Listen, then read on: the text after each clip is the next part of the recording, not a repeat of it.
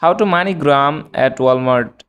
Visit your nearest Walmart store that offers MoneyGram services. Head to the customer service desk or the Walmart Money Center. Fill out a MoneyGram send form with the recipient's name and location. Provide the amount you want to send and choose a payment method.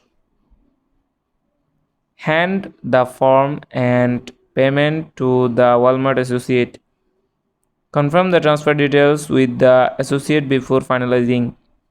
You will receive a reference number. Keep this for tracking.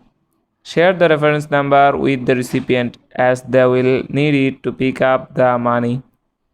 Funds are typically available for pickup within minutes at any MoneyGram location. A fee will apply based on the amount sent and the destination.